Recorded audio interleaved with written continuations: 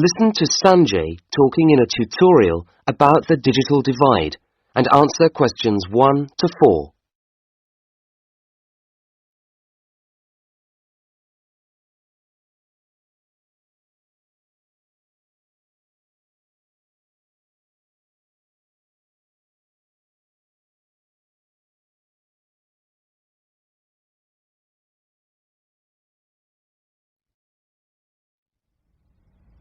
So, Sanjay, I asked you to find out about how the villagers of Veerampattinam are managing to bridge the digital divide.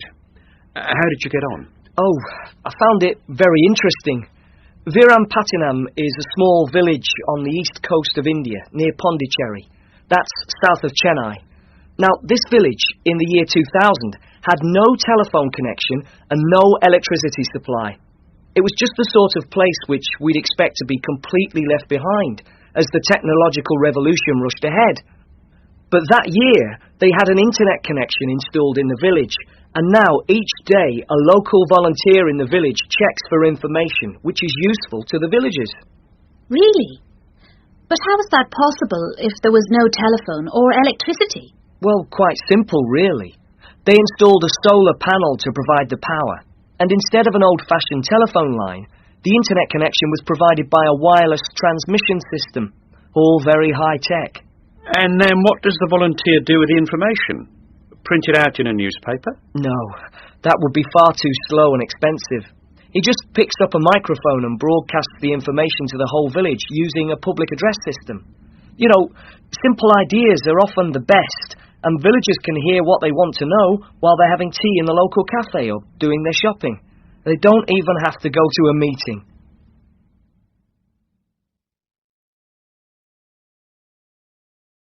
Before you hear the rest of the tutorial, you have some time to look at questions 5 to 10.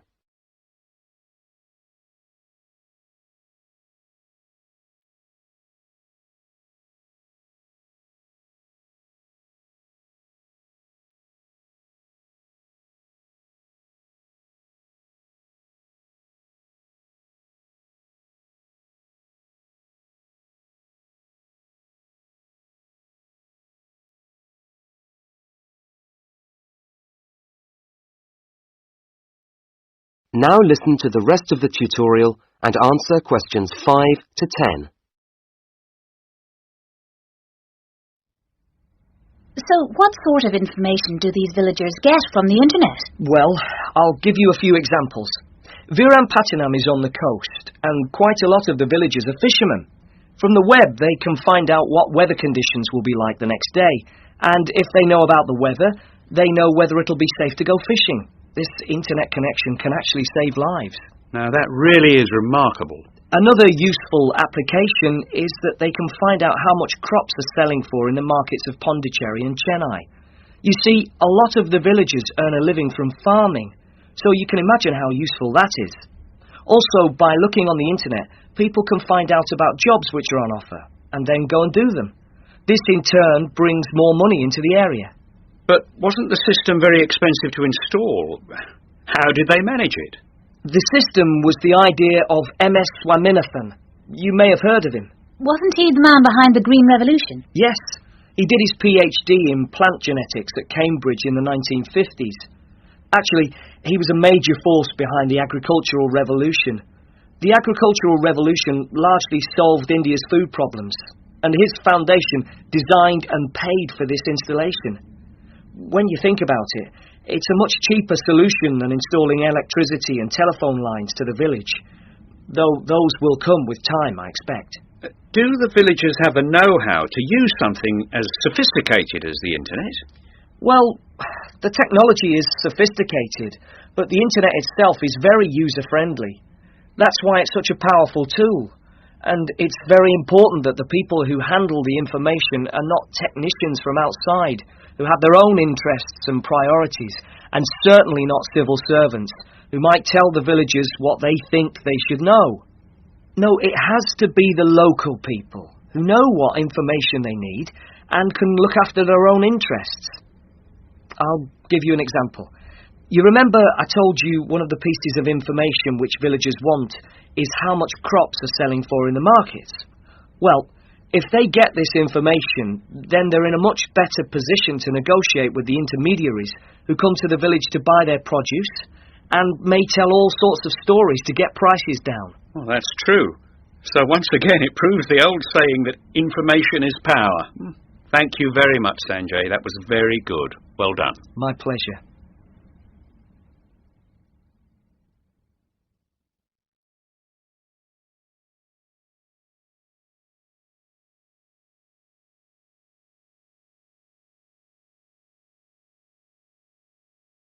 Now turn to Section 2. Section 2. You will hear a talk about a pool and outdoor venue created by some people. First, you have some time to look at questions 11 to 14.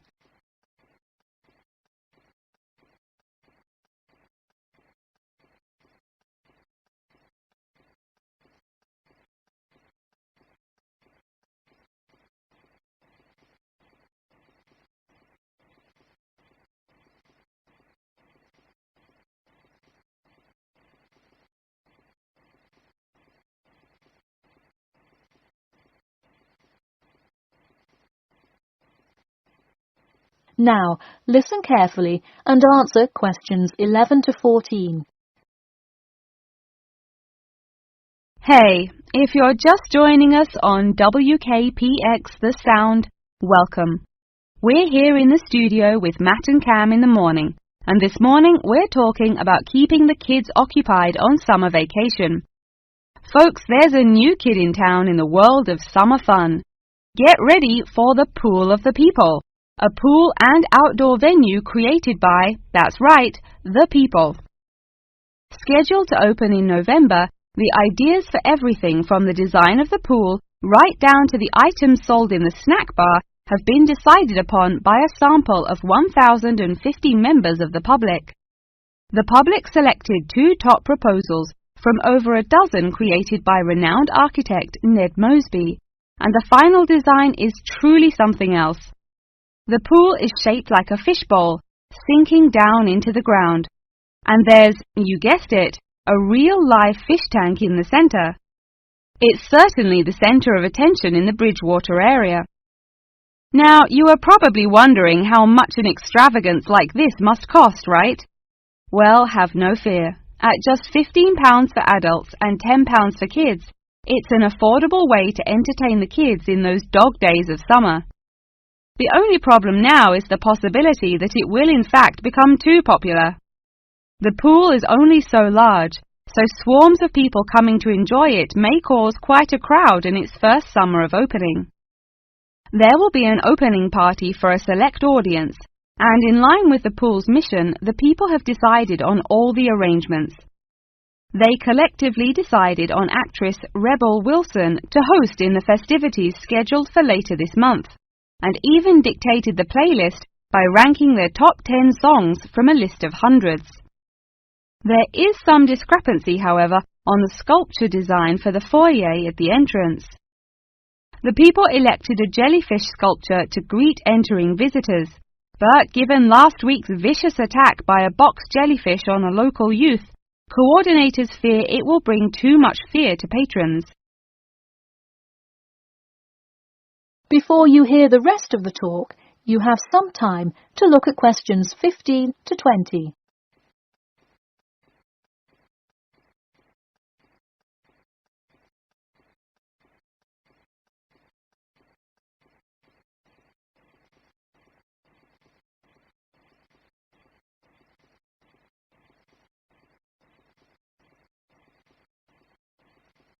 Now listen and answer questions 15 to 20.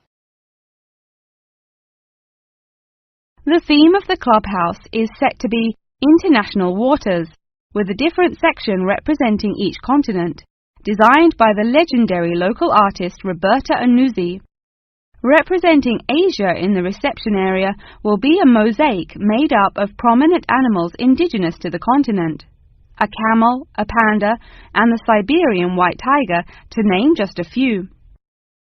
In the West Lounge, feel the cool, icy vibes of the transantarctic mountains of Antarctica. Makes you cold just thinking about it, doesn't it? Just seeing a wall with a mural of the glacial mountains is almost enough to cool you off on a December afternoon. Almost. Why not make the trip to the pool a social studies lesson at the same time? The theme in the ladies' lounge room for Africa may not be what you expected. A safari? Drum music? The Nile River? No. Did you know that Africa was home to the first jewellery? I sure didn't. By contrast, as you may expect, North America's theme for the card room is as modern, even futuristic as it gets. Annuzzi created for North America a sort of absurdist print, interestingly juxtaposing the moon landing of 1969 with an abstract depiction of humans living on Mars. Seems to me like an interesting commentary on the future of space exploration. And in the men's lounge room, the ancient forts of Sparta, Rome, Greece and other European civilizations fittingly exhibit the strength and combatant characteristics of these societies. Finally, the cafe and breakfast room area is an enchanting round room that draws all attention to its center, where there is a strikingly realistic sculpture of a volcano. The delicious food may actually be only the second most exciting part of this room, in comparison to the 9-foot statue, complete with brightly coloured molten lava to characterize South America. Honestly, it is like a museum visiting each room of the clubhouse. Why not make the trip to the pool an educational one for the kids? We're going to take a quick commercial break here at WKPX, but we'll be back in 10 with more on what's touted to be the summer's hottest place to beat the heat. That is the end of section 2. You now have half a minute to check your answers.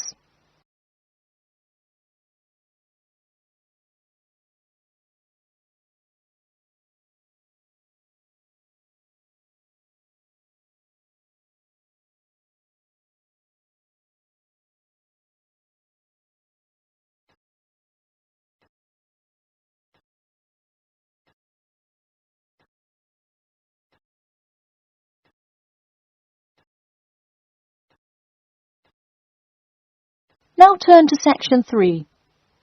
Section 3. You will hear two students called Jimmy and Kathy talking to their tutor about the current research paper. First, you have some time to look at questions 21 to 25.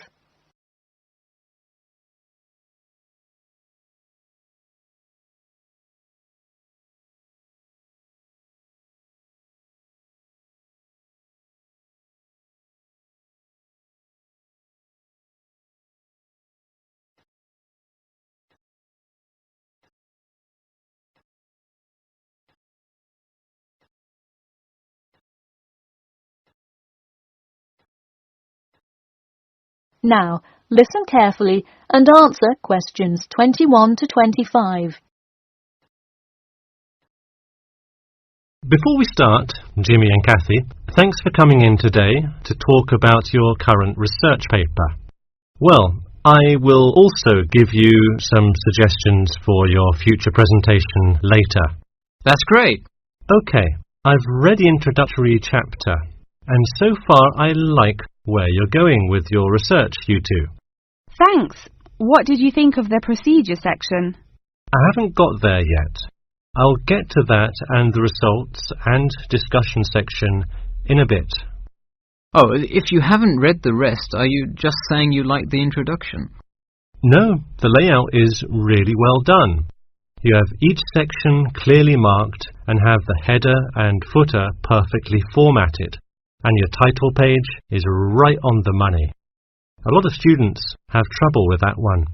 To be honest, we did refer a lot to the example we received in class. That's good to do for spacing and layout, as long as you're not also copying the information.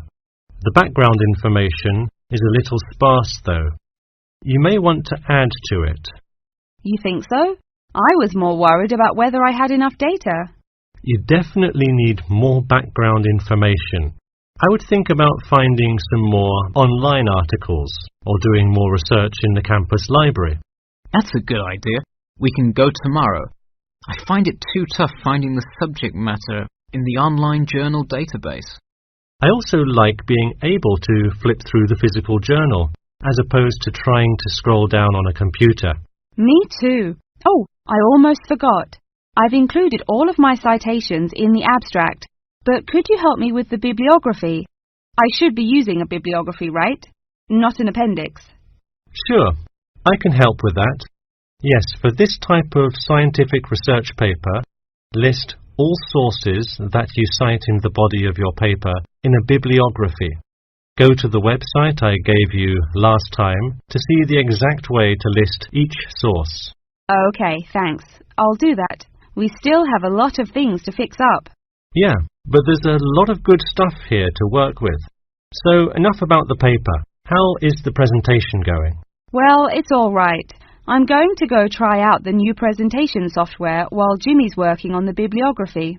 Yeah, we are hoping to make an animation of an actual pump, but still have a lot to learn about how to do that. Before you hear the rest of the talk, you have some time to look at questions 26 to 30.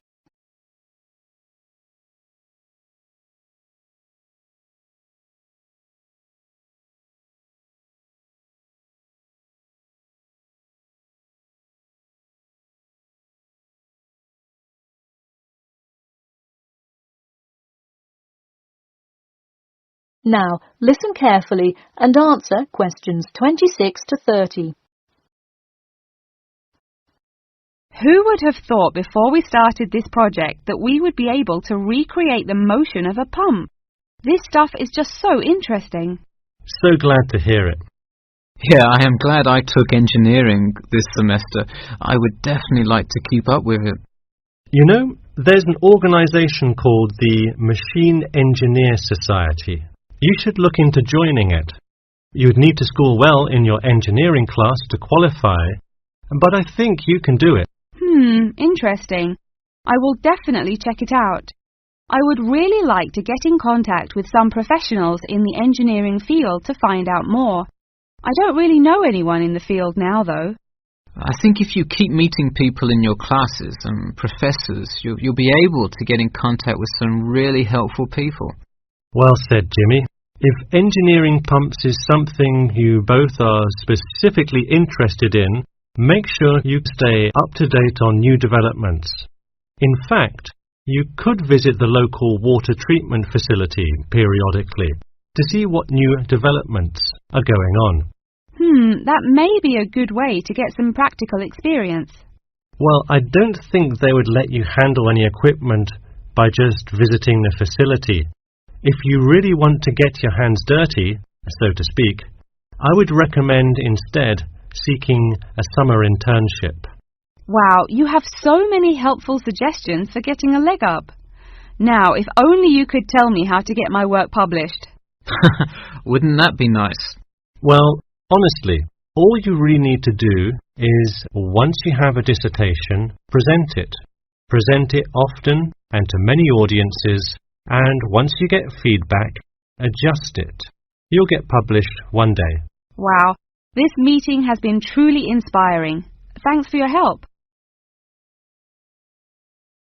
That is the end of section 3. You now have half a minute to check your answers.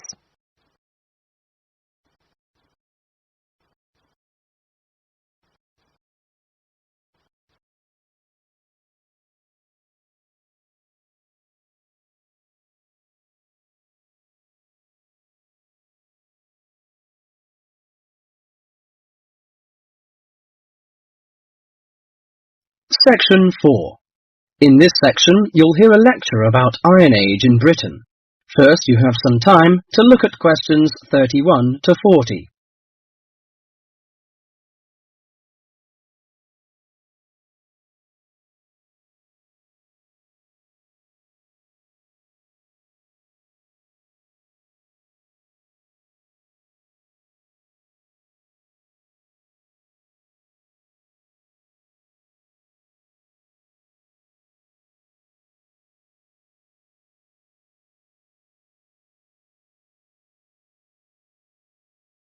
Now listen carefully to the message and answer questions 31 to 40. Good morning, ladies and gentlemen. Today I'm going to introduce to you a special age in Britain, the Iron Age. People at that time, you may be surprised to hear that, seem close to the men and women of today, because archaeologists discovered that they tried to vary their diet, improve their homes, and follow fashions.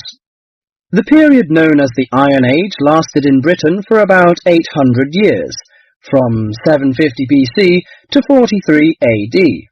There had been several dramatic changes by the end of the Iron Age, including coinage, wheel-thrown pottery, etc. People had started to live in larger and more settled communities. Furthermore, because of the differences in climate and geography, someone living in Yorkshire or Ireland would have eaten different food, worn different clothing, and lived in different housing conditions from someone living in southern Britain. Caesar commented that Britain was a land of small farms, and this has been proven by the archaeological evidence. Since Iron Age society was primarily agricultural, it is safe to presume that the daily routine would have revolved around the maintenance of the crops and livestock. Small farmsteads were tended by and would have supported isolated communities of family or extended family size. They produced enough to live on and a little extra to exchange for commodities that the farmers were unable to provide for themselves. For those farms, harvested crops were stored in either granaries that were raised from the ground on posts or in bell-shaped pits 2 to 3 meters deep. Some 4,500 of these storage pits have been found within the hill fort interior at Danebury in Hampshire, and if they were all used to store crops, this would have essentially made the site one large fortified granary. Although the archaeological evidence shows that cattle and sheep would have been the most common farm animals, it is known that pigs were also kept. The animals would have aided the family, not only with heavy farm labour in the case of the cattle, such as the ploughing of crop fields, but also as a valuable form of wool or hide and food products. Horses and dogs are also observed in the archaeological evidence from both faunal remains and artefacts. Horses were used for pulling 2- or 4-wheeled vehicles, carts, chariots, while dogs would have assisted in the herding of the livestock and hunting. Besides agriculture and stock raising, the architecture in Iron Age is also worth mentioning. A very well-preserved settlement has been discovered at the site of Chislester in Cornwall. It was made up of individual houses of stone, with garden plots. In Wessex, the typical building on a settlement would have been the large round house. All of the domestic life would have occurred within this. The main frame of the round house would have been made of upright timbers, which were interwoven with coppice wood, usually hazel, oak, ash, or pollarded willow, to make wattle walls. This was then covered with a daub made of clay, soil, straw, and animal manure that would weatherproof the house. The roof was constructed from large timbers and densely thatched. The main focus of the interior of the house was the central open hearth fire. This was the heart of the house to provide cooked food, warmth, and light. Because its importance within the domestic sphere, the fire would have been maintained 24 hours a day. Beside the fire may have stood a pair of fire dogs, such as those found at Baldock in Herefordshire, or suspended above it a bronze cauldron held up by a tripod and attached with an adjustable chain. The ordinary basic cooking pots would have been made by hand, from the local clay, and came in varying rounded shapes, occasionally with simple incised decorations. As for eating, bread would have been an important part of any meal, and was made from wheat and barley. The dough would have then been baked in a simple clay-domed oven, of which evidence has been found in Iron Age houses. The barley and rye could also have been made into a kind of porridge. In addition to this, the grain was also fermented to make beer, and the surface foam that formed was scraped off and used in the bread-making process. The interior of the house was an ideal place for the drying and preservation of food. Smoke and heat from the constant fire would have smoked meat and fish, and would have dried herbs and other plants perfectly. Salt was another means of preserving meat for the cold winter months, but this was a commodity that could not be made at a typical settlement. Well, you can see that Iron Age people lived a decent life, didn't they? I'm going to introduce their culture and leisure time next time. Thank you. That is the end of section 4.